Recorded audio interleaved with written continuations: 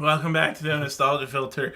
It's getting hotter in here because we're locked in a closet with each other. Unfortunately, Angelo already took off all of his clothes. So welcome to No Nostalgia Filter Ding a Dong edition. It's impressive. Did you ever get one of those weird points where your balls smell like French toast? You know, I can't say that I have, but I don't really dip my balls in cinnamon, so... Fair. You might as well continue voice acting then. Okay, well, I must... Now you're thinking about the French toast scrotum. I am. Well, I must say, Shenanigans, I'm impressed. Huh? Hobbes holds significant clout here in the intelligible realm. The realm of understanding. His ideas influenced later prominent thinkers, such as John Key, Jean Rousseau, and look at all these Johns! John, Jacques, and Jean. No, well, it was Jean-Jacques, so it was actually John, and John. It's John? John. Have you ever heard of the psychological test called the Woodcock-Johnson? No, I actually haven't. It is a psychological evaluation this really, tool. are you sure? No, it's important. This is important? This isn't something that you're just making up to say the word it's cock? True. It's true. Okay. It's the Woodcock-Johnson. Okay. It is a psychological evaluation tool. It is what do you call it? It is meant to test your IQ, and it also tests functional performance for students. It is also commonly known to psychologists as the penis test.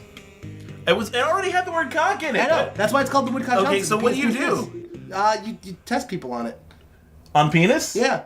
No, but seriously, what is the test? It's a psychological evaluation. It's just like a normal test, like a normal multiple choice test. No, it's like a battery. Oh, okay. But they hit you with sticks. But they call it the penis test. It's the Woodcock-Johnson. Yeah. And it is joked as behind closed doors. This is the penis test. And does penis have anything to do with it? Nope, not at all. Anyway, John Stuart Mill. John Stuart Mill at your service. Oh, it is. It is who? John Stuart Mill, one of the most prominent utilitarian philosophers, Dad. Philosopher. Philosophizes. He was a member of Parliament and an early feminist as well. I've mentioned him at least 4 times today. I'm sorry. I lost track of time when we died. Not to worry, old chap. I'm sure we'll get to know each other quite well by the end of the day. Shall we begin? In our society, good comes from the accomplishments of some desirable end. They just threw us into this one. They wasn't did. Even backstory. Nail. To get to the philosophizing, I'm using Super Kami Guru's voice because it's hilarious. However, happiness and freedom from suffering are the only things truly desirable as ends. Thus, actions are right in proportions as they tend to promote happiness, wrong as they tend to produce unhappiness. As a result, one should choose every action in order to maximize overall happiness. So we're finally getting to utilitarianism. That's why I showed up. And there you have it, gentlemen, and also that girl who's here who I don't acknowledge despite being called a feminist. This is the core of the idea behind act utilitarianism. He's so amazing, isn't he, Dad? God, my pants are soaked. I guess. Look at how bald he is. God, I bet his cock is just as big and round and bald as that. Fuck, I'm horny. Oh, well, Socrates, have you heard John's presentation, or your intention? What is your course of action? Well, Dad, look, this is the closest to the natural nature of morality we're gonna get. How do you know that? I've studied him for ages, that's how. He's brilliant. She's a teenager, she would agree with him. Come on, Dad, if you just acknowledge this, you can get out of here. I think I already made that joke. You did. Okay. Well, Socrates, do you accept Mill's principle? Actually, I believe I'll ask the master of ponies a few questions if you don't mind. Master of ponies, you're pulling the strings. Clap, clap, clap, clap, clap, clap, clap, clap. What the fuck? What's going on? It's so hot I'm having heat stroke. I'm just fucking dying actively. It is only healthy for individuals to voice their queries. Trap thoughts have no use after all. You can't even turn on the AC because it'll It'll make so much noise. There's noise. a vent right there and you'll just hear all of it. So Angelo and I just have to sit here suffering, dying, getting stupider as our brains melt out our ears. What do you mean by suffering and dying? Simply, good is created by achieving or obtaining things that people want. Only this will improve the quality of life. God, you know, as time goes on, my Socrates voice ends up fading into my fuck me voice. I told you not to do that. What? Make it fade? Yeah. Into it? I can't help. You gotta drop the bass. You can't fade the bass. Drop the bass. In our society, the things we value have positive effects. For example, we value good parenting because it produces good members of society. There are countless such examples. Unless you have some tangible counter-argument, I think this idea stands on its own merits. Pinpointing the origin of good seems like a logical place to begin our search. Wouldn't you agree, Chappie? Ari's like, oh my god, fuck me now! Thank you. Your support is greatly appreciated. Here's my room key. Don't be late! Happiness and freedom from suffering. I would like to hear more about that. What do you mean by that? Out of all the things we can strive for, happiness is the only true end. Everything else only serves to support this. Can you back this up? Surely! Most things bring mankind values. Love, peace, prosperity are valued because they further some other end. If we follow such value chains to their conclusions, they all come to rest on happiness. For example, peace furthers security, which furthers luxury, which furthers happiness. Very well reasoned. However... Oh wait, that's my previous statement. Never mind. I got excited. How is that related to your conclusion? Here, I further refine the idea of good by narrowing down the possibility of desirable ends.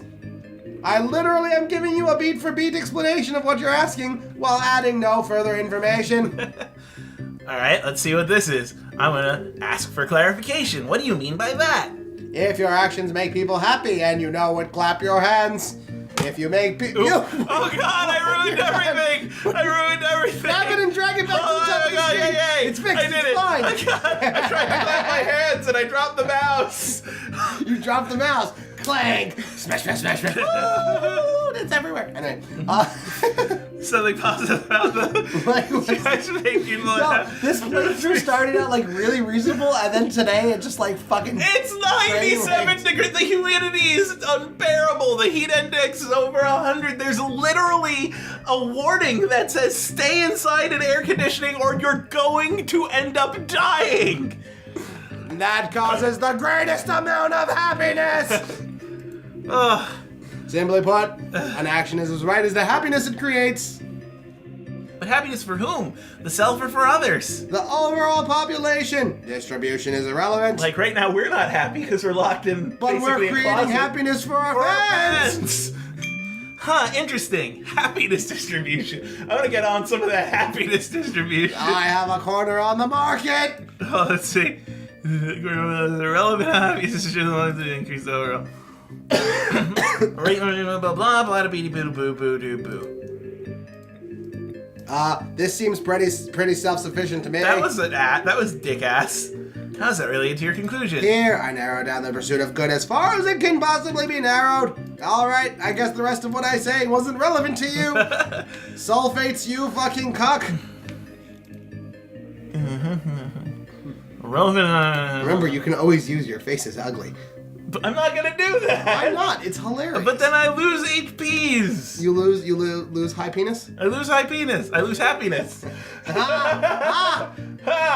Next time, no, it's not time. No, it's not even. I just what wanted to do you end on mean such a by good next joke. time? I wanted to end on such a good joke. It was perfect. The most moral act is the one that creates happiness. Nappiness. Yeah, nappiness. That's like when you're sad and you need to take a nap to increase your I don't know, penis.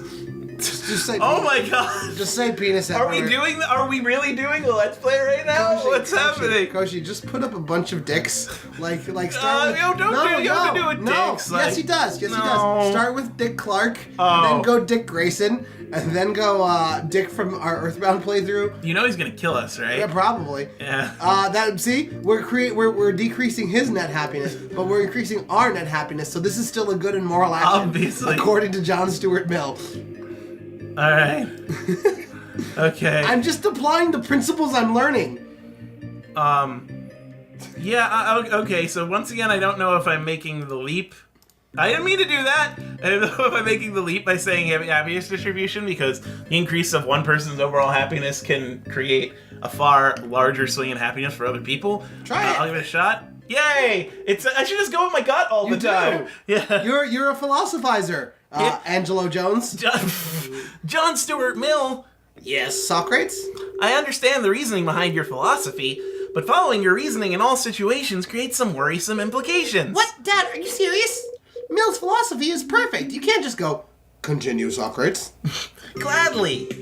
The problem here is that happiness is not equivalently exchanged, like in Full Metal Alchemist. I watched that when it wasn't blazing outside. It can be gained and lost in unequal measure.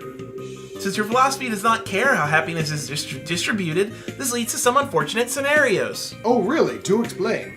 Let's say, for example, that I would gain twice as much happiness from punching Hobbes in the face than he would lose from getting punched. And I would. I have no moral compass. This guy's already pretty miserable. According to your philosophy, in this situation, punching Hobbes would be entirely moral, as it would increase overall happiness. But as much as Hobbes was a jerk, I can't believe that violence would be the right course of action. Indeed. I think I prefer my debates not devolving into fistfights. But Dad, that's just one example. Well then, let me provide another, Ari. Let's say there was a monster that would gain far more happiness from eating you than you could ever gain over the course of your life. Would the moral action then be to feed yourself to that monster? Your philosophy would say yes, but that seems preposterous, does it not? Dad, what are you doing? That situation would never arise. We stomped out cannibalism at least a week ago. Nonsense! Actually, your father raises some good points. Argonaut, he who knows only his own side of the little bit that. You know, our fans are losing faith in us at this point. Like, we put ourselves forth as nice, friendly, intelligent people, and now they're like, those guys are just gibbering idiots. They can't even read. Next time on the Nostalgia Filter, we continue to not be able to read. We're not even going to finish this scene? No. Really? Yep. Okay. Yeah. Don't click it. No. Welcome back to No Nostalgia Filter. Angelo's breaking everything. I'm gonna make this happen. Upon reflection of difficulty, I didn't start the counter again. You're breaking everything. Welcome back to No Nostalgia Filter. Angelo fucked up the timing. I'm sorry, Koshi. No, I'm not. Koshi, put up a picture of a pig that's got a hat. Okay, that was the end of the last episode. Shit.